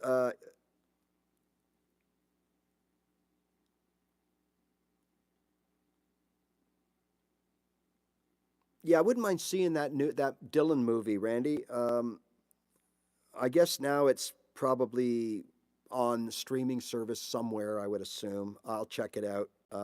It's one of them that I would have probably gone to the movies to see. The same thing, someone just mentioned harmonica playing. Yeah, it's the same theory of singing, blowing air, controlling the air, hitting the right notes. And also, remember, if you're playing harmonica, you've got to make the harmonica match the guitar. So we just talked about making your voice match the guitar. We also have to make the harmonica match the guitar.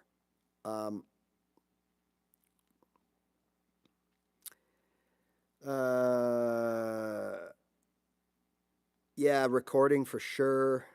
Where are we at here? Yeah, Tristan, if you're still here, thank you so much. We do this every week, okay? Every Thursday at 3 p.m. North American time. If you would be so kind and to do the, what do you call it, the subscribe thing, you'll get I think you get a notification that says, ding, Play with Ray is live, or it might come up as The Wired Idiot is live. Then you know I'm live. But because I do come on other times too. Sometimes I come on just to do what we're talking about, sing. I just come on and play some songs, some covers, some originals, which is what I'd like to talk about next to finish off. And so if you subscribe, you're right in on it. And yeah, this is what I'm all about. I don't sell anything. There's nothing to buy. All I ask is that you support. Which is, subscribe. And some of you have been so nice to buy me a coffee. Thank you so much. It's always very appreciated. There's a link there about buying me a coffee. It's all legit and everything. Don't worry about that.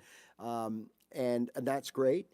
And so we do this every week. Now, we don't always talk about this. We talk anything guitar. We even talk about guitars here, right?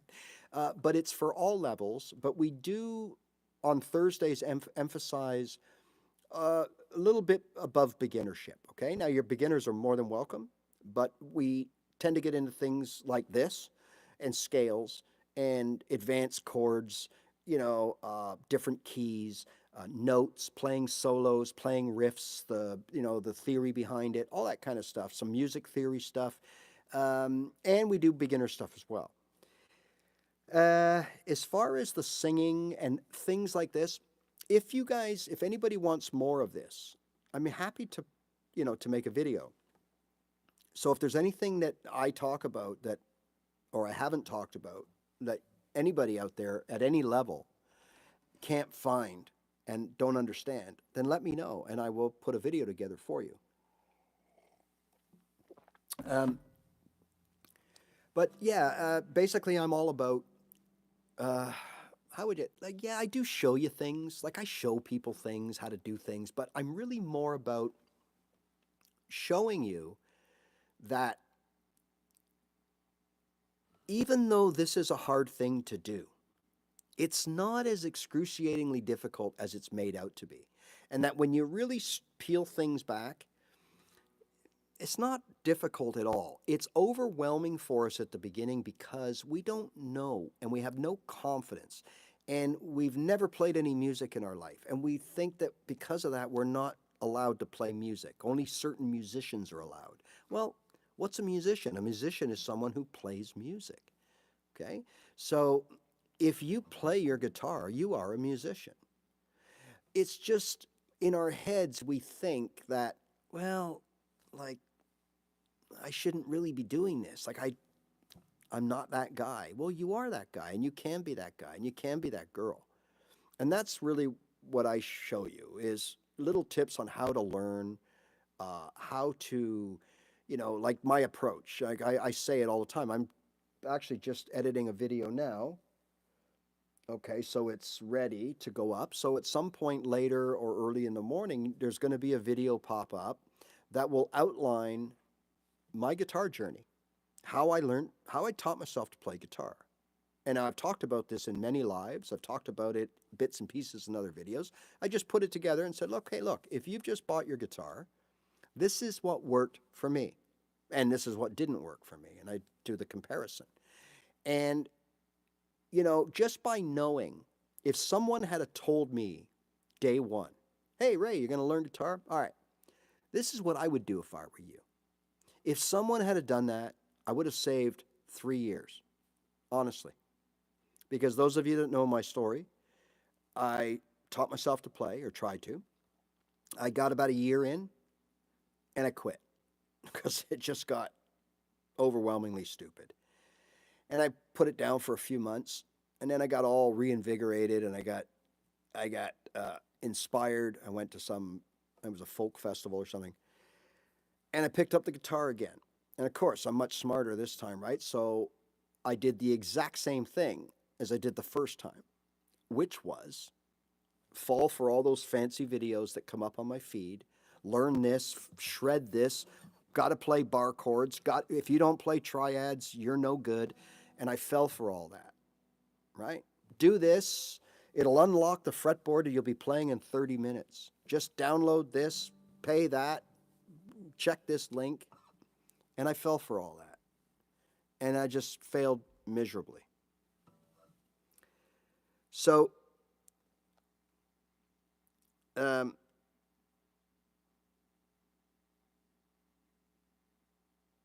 thanks, Jerry. Thanks, Jerry. Yeah, okay, will do. Yeah, I definitely will, Tristan. Thank you so much. Right? So what happened was I come back and I didn't learn anything. I started the same repetitive process. And what that means is I knew 3 or 4 open chords, but because I watched, YouTube and all that, I was made to believe that you need more, that you need to play bar chords and you need to play triads, and you got to know your scales. And you got to know all the modes of your scales, the Meloxian and the Aeolian and the Philadelphian or whatever the heck it's called. And nobody told me not to, so off I go, learning all these things. And another year goes by, and yeah, I played some songs. I went to some jams and everyone was amazed. Hey, you're doing pretty good, Ray. But I knew I wasn't. And I didn't like it. And it hurt my hand playing all these bar chords. So I quit. Now, when I came back the third time, that's a different story, right? Now, what if someone had to tap me on the shoulder the way I'm kind of doing with you and said, look, you want to learn guitar? All right. First question you ask is, what do I want to do with my guitar? If the answer is, I'm young, I want to be in a band, I want to start a band, I want to work at a recording studio, I want to be a session musician, I want to produce records, I want to be on Spotify and build up to 1 million views a month and all that stuff. I want to be a professional musician.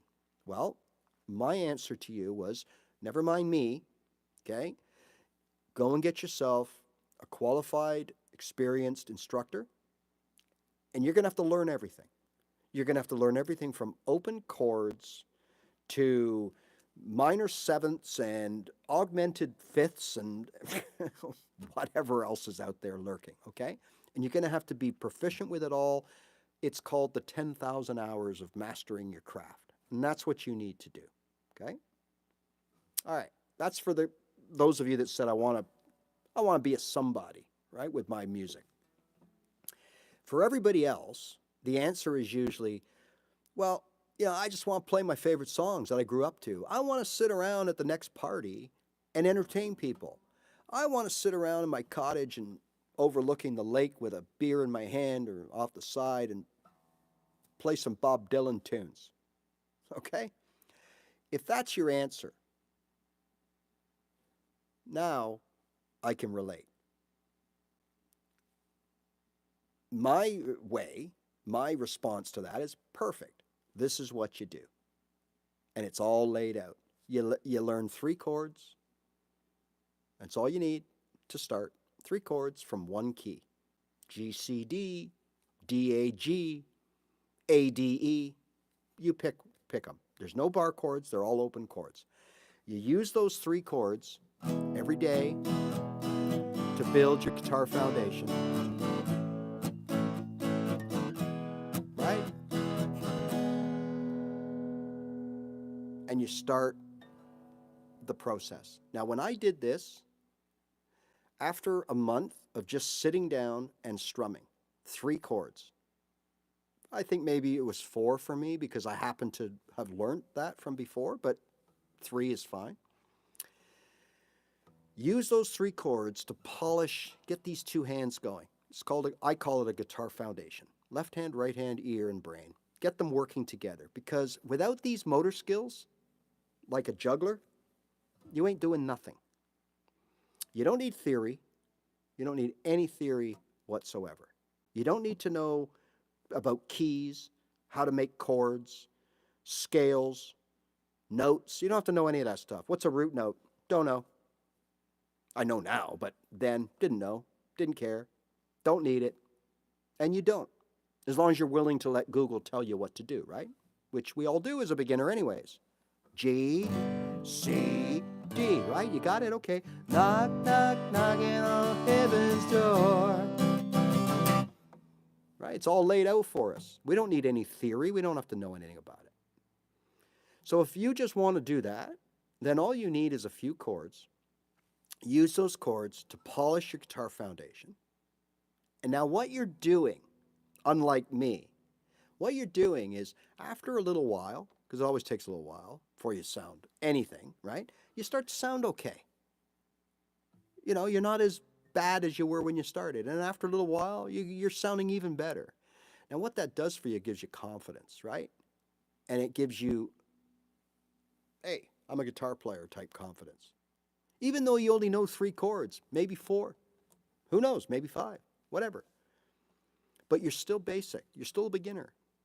But boy, do you like what you hear every day? And you can't wait to pick up your guitar. And when you start learning your first song and your second song, it's like, oh my God, I used to listen to this song as a kid. Now I'm able to play it. That is a great feeling. There's no better feeling, right? So when you have that every day, man, your brain goes, full force, Ray. I'm giving you all the motivation you need to get this done. Let's go. Let's learn. Because you sound good every day.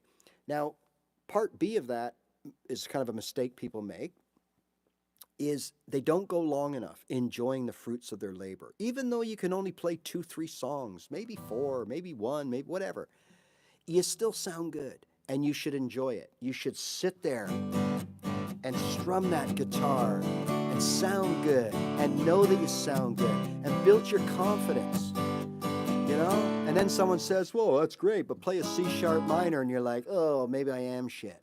No, you're not. Just stay within your lane for now. The C sharp minor, you're going to learn that down the road so easy. You're going to learn it in a half an hour. And what do I mean? It means that when you have your guitar foundation, your 2 hands, that means you can do anything, literally overnight. So what happened with me is I got all my open chords down, all 8 of them. Then I added the F chord, which was the 9th. Okay? Even though it's not open, but it's a cheat, so we don't have to play the F bar chord. So we play this F triad. So that's the 9th open chord, we'll call it that. So now I know all my chords. Now I can play anything. And like I told you before, if I had to use a C sharp minor, right? Then I would say, no. Why don't I put a capo on 4 and play an A minor, right? Because that would be A minor, B minor. So there's my A minor. This would be my B minor right here, up to 2 frets, right? And this would be my C. So this would be C sharp minor right here.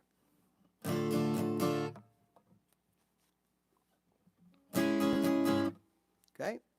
I'll just use a capo and do it. Sorry, it was the other one. It was the 4th fret. Sorry. I get confused too. So, right? Until I can play a C sharp minor. And that day will come. Why? Because I got this flowing guitar foundation that now I can sit down with confidence and say, hey, I don't know a D minor. How do I finger that? Okay, there's the D minor. Play the 4 strings, first 4 strings. Okay, I get it. Okay. Now, let's go to the G. Let's go back to the D minor. Oops, didn't sound too good. No problem. 20 minutes later, maybe a half hour, maybe overnight. You pick up your guitar the next day, you're playing a D minor. Teacher, leave those kids alone. All in all, it's just another brick in the wall. Now I've added a D minor to my repertoire, and it happens like that. Why? Because there's no more learning anymore. There's no more of this, oh, geez, oh, what is it? Those days are done. You built your guitar foundation through lots of hours of sweat and hard work and sore fingers. So now I can learn anything, right? I'm not a big triad guy. I've taught triads here. I've showed you all the different triads. We've showed you how to replace certain chords with them and how to play triad runs where we'll take a favorite chord progression like G, C, D, and we'll play them all in triads, right? You know, C, D, G. And there's different ways to do that, right? It doesn't mean I play them or use them. I know them. And the beauty is, if I want to learn more, right? If I wanted to learn, which I don't really play, triads on these 3 strings here, 4, 5, and 6, because as I've told you before, I'll just play a G chord instead of playing a G triad, which technically I could play like this. G, B, and then just strum the open D. There's a G triad. But what I would do is I would just play a G chord, but I'd only play those bottom strings. So why would I bother learning all the whatever? But if I had to, let's say someone said, hey, Ray, can you help us out with our band? We need someone to fill in for somebody for a week or 2. You got to learn this. Oh, by the way, did I tell you the 3rd guitar player, you got to play triads? Oh, okay. So I could sit down because I have some experience and a good guitar foundation, And I could literally learn what I don't know and have that done like that. No problem. So could you. I'm not saying me here. I'm saying when I say me, I mean we. Once you have your guitar foundation, everything's easy. How would I put that? Okay. You drive a car, right? Every day, drive that car. All right. Then someone says, "Oh, Ray, can you do me a favor and drop my car off over at the car wash for me? They're waiting for you." Okay. And you get in. It's a standard. Oh, wait a minute. I've never driven a standard before. But you're a really good car driver. Well, you know what? You know it, and I know it. You've been driving a car for 10 years, 20 years, 30 years, 40 years. You get in, and it's a standard. It's going to take you a few minutes around the thing, a couple of laps around the parking lot. You got it figured out. You can get from A to B and not have an issue. Would you want to stop on a hill in front of a flaming truck of horse manure? No. Right? So we would avoid that situation, just like we avoid playing certain chords that we're not good at on the guitar. But I could get it done. And that's what I'm saying. And the more that I drove that car around the parking lot with my 30 years of driving experience, the quicker I'll pick up the stick shift. No problem. Well, this is the same. Once you have that certain level of coordination and the guitar foundation, you can learn anything.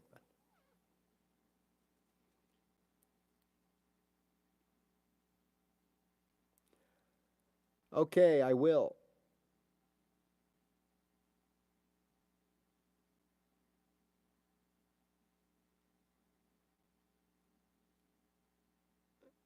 Thanks, Jerry.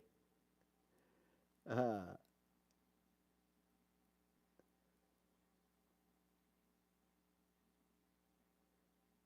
nice. Da, da, da.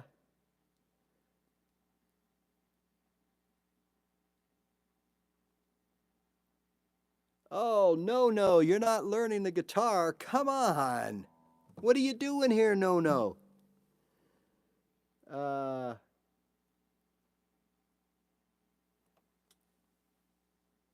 Malmsteen. You talking about Ingve Malmsteen or something? No, that guy, he's really good. Like, he's right up there with Jeff Beck, if that's what you're talking about. But thank you for the kind words, and I will do something more on singing because I do realize that a lot of people learn guitar because that's one of their goals. That was my goal, right? I've said that before. My goal was I've been a writer. I like writing. I grew up in an era where there was no digital stuff. You had to write everything out. And our schooling, we had to write things like book reports and projects and stuff that forced us to be creative with our pen and paper. And I've always liked that. So one of my goals was originally was to just play a few chords so I can hang out with some friends that all played guitar and I would sort of fit in. Okay. Okay. There you go. That's good. Hey, I only play a little bit. I don't put the time in I should, but I do want to, and I use the same philosophy. So, no, I got a keyboard, an old, keyboard like a plastic keyboard that works, but it's electric or whatever. And I just learned two chords, G and C. And I just sat there for days playing G and C, C and G, C and G, G and C, C and G, G and C. And I used the same philosophy. And you know what? I could play I could play those chords pretty good after a short period of time. And then unfortunately time commitments I couldn't put into it. This takes up a lot of my time. In the summers I have a kind of a part-time job and I I didn't have the time, but I'm going to get back at it. So I practice what I preach, and I've been using it on the keyboard, the same methodology, I guess, or philosophy of learning, and it really worked quick for me. Okay. Now I use the keyboard if I'm playing around in GarageBand or Reaper or whatever. I will plug in, I've got like a little keyboard like this. I plug it in USB and I can play, I use it to play little notes, right? So like sometimes I'll play like a guitar riff, like as an overdub. But then sometimes I'll think, you know what, that probably sound good with like a piano or a keyboard or a synthesizer. And I'll just play the notes, you know, ding, ding, ding, ding, ding, ding, ding, ding, with some effects on it. So yeah, cool. Um, but I did want to talk a little bit, but we're kind of, I think we've done our course for today, and I'm getting a little bit sore. And um, but I wanted to talk a little bit about songwriting. So we'll pick this up next week. At the beginning, we'll start talking about where I was going to go with this and how easy it is to start writing songs. And a lot of us are overwhelmed because we think we cannot do that, that it takes some special skill. But it doesn't, right? It takes the same amount of skill that we're already working on now. We have to be able to play at least 3 chords. Maybe the more the better in this case. Gives us more versatility, but 3 chords. And we have to have something to say. Now, that thing that we have to say could be a poem that we wrote years ago. It could be some just random writings that we've thought, oh, that's a cool little catchy little thing. I'm going to write that down, right? And then all of a sudden, you get to the point in your guitar playing and you can play, you know, the G, C, and D, for example, or you can play C, A minor, G, or something like that. And all of a sudden, when I went to the bum, ba, ba, ba, now I know when I look into those eyes are blue, those eyes are blue. I'm just making this up. Those eyes are blue. So what have we done that's so complicated here? How do we have to be some musical BG genius to do that? We just played 2 or 3 chords and we half sang some maybe not catchy lines over top. Everybody's got a notebook, Randy, with those chords all over the place. Absolutely.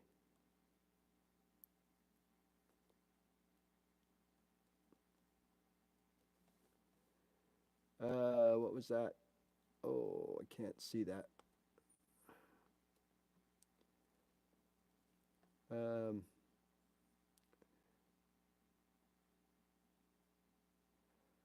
Well, no, hold on. Yeah, three chords. 3 chords. No, think about this, no. You know more about the keyboard thing than I do. But think about this. What I'm saying about this just learn 2 or 3 chords thing. I'm not saying that's all you're going to do forever. Not at all. Never have said that. What I'm saying is, for beginners on guitar, me included, the problem was I didn't know what I was supposed to do to get the job done. So I started out learning open chords until I watched a fancy video that said, no, you got to be playing bar chords. Okay? So I tried to play bar chords and it was very difficult. And then I found another video that said, forget bar chords, forget open chords. Just play 3-note chords. They're called triads. You just play the first, the third, and the 5th note. Oh, okay, so what's a triad? So now I had to learn new shapes to play these triads. And that set me back. And I kept, no. You need to play scales. That's what you need to play. Okay, well, how do I play a scale? All right, well, there, we'll start here, right? Okay. And that's my point, right? Where if I had just stuck to learning a few open chords, I would have gotten a lot farther quicker. And not only that, what I found was by staying on those chords. So think about this with the piano, right? So you're playing a C, however you want to do this, right? You're playing your C, and you're transitioning to your G, okay? So you're doing that. And at first it's horribly difficult. and you miss hitting all this, and it's sounding like garbage. But eventually you hone in, okay? You keep going. Now, all of a sudden, you've got something here. You've got this coordination. Now it's not a big deal to drop one key and add another. Now you're playing a different chord. And at first, that's going to sound weird. But you slowly integrate it into your other two. And that's what I'm talking about. But all along, you're continuing the coordination that you need to play any instrument, right? And the more you build that coordination, the easier it is to expand to your chord repertoire and start playing songs. That's what I would think. That's what happened with me on guitar. Is we all know we can play hundreds, if not thousands, of songs with 3 chords, right? G, C, D. So with me, it just turned out that G, C, D allowed me to play right off the bat a few of my most all-time favorite songs. And that got me motivated, right? Where before, I learned G, C, D, but I didn't play songs with them because somebody told me that if I really wanted to learn guitar, I had to play bar chords. So that's what I did. And what I just told you, I ended up knowing a bit of everything, but not a lot of one thing. So I wasn't good at anything, but I kind of knew, like I knew some scales. I still know scales that I've never played. I know the blues scale. I know, things like the Aeolian mode of the A pentatonic or something like that. I've never played it. I could sit here and do it, but I can't. I've never played it. Right? Wasted time. That's what I'm saying. I ended up playing almost, with quitting 3 years, and I didn't know how to do anything right because I kept jumping around. And so what I mean is start from the lowest and work your way out. Add to it. I'm sure there's things on piano that are very, very complicated techniques that a beginner really shouldn't learn how to play.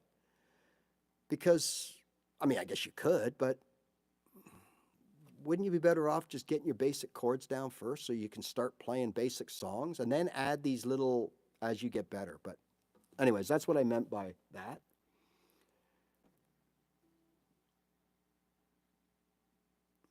Yeah, everybody's got a book. I got books. I got all kinds of books. I keep going. Here's 2 right here. And most of these are filled with little things that I kind of come up with and then I forget all about, right? And then I revisit them and I say, you know what? I'm going to write a song with this. And then there's times where I start writing and things are working out and then I start remembering, hey, remember that little thing I wrote down? So I start looking, and then I can't find it in the books, all right. I'm in the middle one right now. It's I'm a man, I'm a son of a sun-toting. No, as it goes on. I'm a son of a gun-toting, bank-robbing, jack-sipping, son of a bull-riding, jack-poking, top-bottom, son of a bam, right? And it's like a rap thing going on. I'm always searching through, remember that little thing I wrote down? Where was it? That'd be perfect here, but I can't remember it, and blah, blah, blah. So, yeah, that's a good thing, Randy. Some of them, they say it into their phone. I've done that too. What are you going to do, right?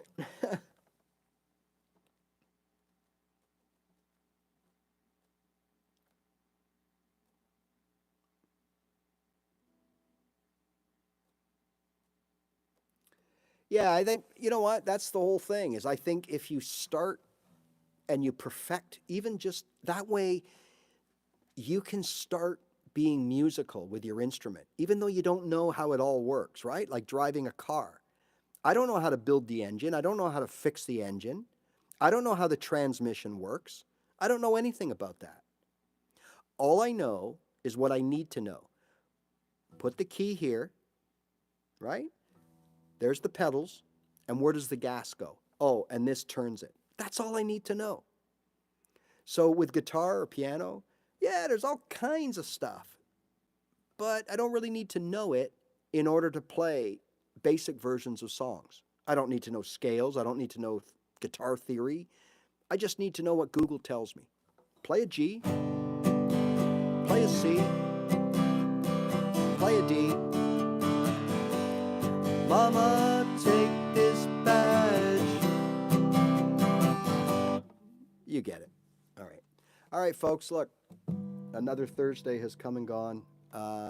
Watch for the newest video, although it is really just a recap for beginners to put them on the right, like my parting present, because we're not doing the Tuesday beginners for the summer, okay? The Tuesday afternoon class. So this is kind of like a parting thing for them to keep their memory fresh and to give them something to work on. But we're here every Thursday at 3 o'clock, and that's Eastern North American time. I think it's about, depending on time changes, 8 or 9 o'clock in the UK, and it would be West Coast North America would be noon, right?